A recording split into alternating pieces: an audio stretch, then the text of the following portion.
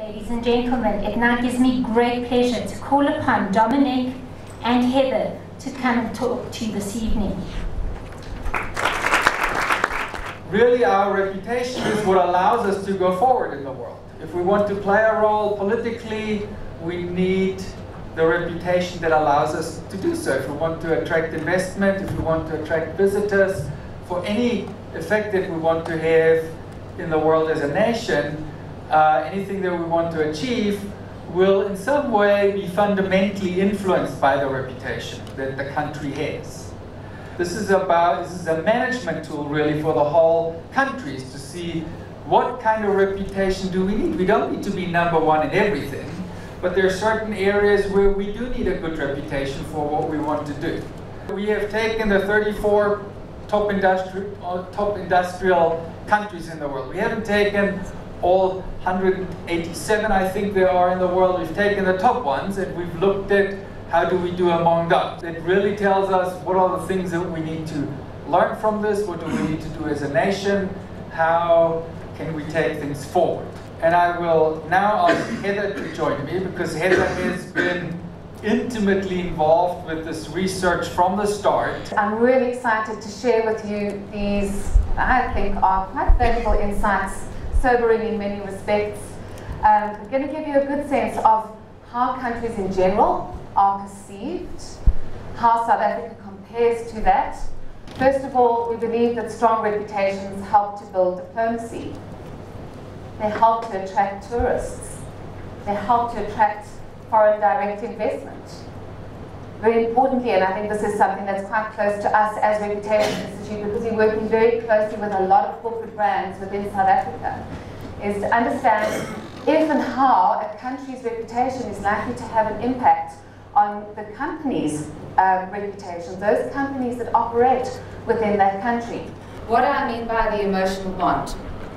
We went into markets, did some field work around the world, and asked consumers 4 key questions that measured how they feel about the country, whether they trust it, whether they admire it, if they hold it in high esteem, how they feel about it, if they believe it has a good overall reputation.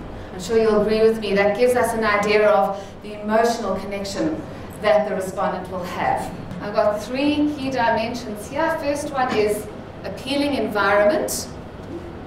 Second one is, so you can see, second one is effective government. And the third dimension is advanced economy. Understanding those key drivers will help to provide, as we call it, the raw material for a country to use to develop its overall reputation platform. What do we mean by appealing environment? What we measured was what the general public perceives in terms of whether the country is beautiful from a physical appeal perspective, if it's an enjoyable country, if it offers an appealing lifestyle. That we classified under appealing environment. Then under government, we looked at whether the country offers a favorable environment for doing business. If it is run by an effective government, if it has adopted progressive social and economic policies, and last one, if it's a responsible participant in the global community. Advanced economy, we're looking at perceptions around whether the country has high quality products and services that are being produced within it. If it is inventive, if it is technologically advanced, if it is an important contributor to global culture. So there you have the concept of our construct, where we're looking at those 3 dimensions and how they are impacting on the emotional connection with the country brand. So what did we do? Just quickly, let me give you an overview of how we sourced these ratings. We were in field at the beginning of the year, in the first quarter. We asked consumers in the G8 countries to rate 34 countries around the world, and then we sourced additional ratings from those countries, totaling 38,000 country ratings. Overall, which are the countries with the best reputations based on the ratings that we sourced? Switzerland comes in highest at 73 points. That on our scale of 0 to 100 is considered a strong or robust reputation. Anything above 80 is considered excellent. 60s is average. 40s and 50s is weak or vulnerable. Anything below 40 is very poor. So where is South Africa? We've got a score of 44 points. That's 30th, ranked 30th out of 34 countries surveyed. If you have an emotional connection towards a country, or a company for that matter, it's going to convince you to do something in support of that country. If you have a very weak connection with that country, you are unlikely to choose to visit it, to choose to live there, to choose to work there, or to invest there. What we like to do in our analysis is to understand whether there is a correlation between the emotional connection with the brand, which is driven by the attributes, those aspects of the country that inform the perceptions of the country, and how that influences the type of behavior that you and I would offer towards that country. It could be something simple like recommending that someone go and visit Switzerland, or choosing to invest in a specific company or country. Why this is important? Because reputation determines behavior, and that's really what the study ultimately is about, is to understand what determines people's behavior and how do we change those things sustainably so that that behavior of people supports us in achieving those vital objectives of the country. If we want to attract people and money, effective government is important in all of them.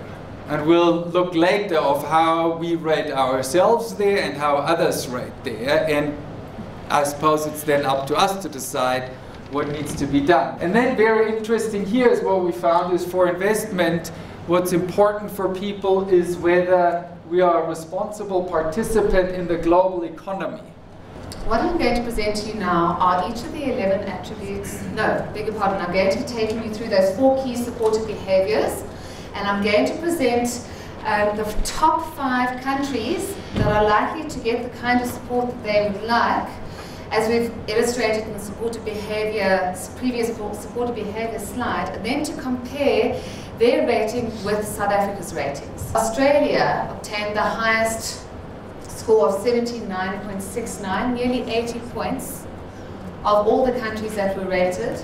South Africa, I've listed down at the bottom, their ratings were 53 in terms of the ability to attract tourism. At how the respondents feel about choosing to live in countries. The top 5 countries were Australia, Canada, Switzerland, Sweden, and Norway. Australia with a highest score of 68, South Africa's score was 33. Looking at attracting international employees, those who choose to work here or in the respective countries, Canada won that ranking at 67 points. South Africa's score was 35. And then from an investment perspective, Switzerland won that ranking with a score of 66, and South Africa had a score of 36. Okay, then we thought we'd share with you how South Africa is perceived by the G8 country respondents. And I've done it individually so that we could look at each of them, and you can get a sense of how we are performing based on perceptions that exist in that particular country. So how does Canada rate South Africa? At the bottom, I've got the overall emotional connection score, the CountryRep pulse score of 46 points, which is considered weak. The highest scoring attribute is at the top, and that is that South Africa is a beautiful country with 67 points. Incidentally, of all the countries, of all the G8 countries, that is the highest scoring attribute. You will see in each of the slides.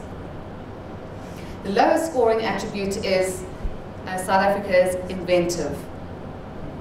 That was a score of 32. There are a lot of scores there in the 30s, which are considered poor.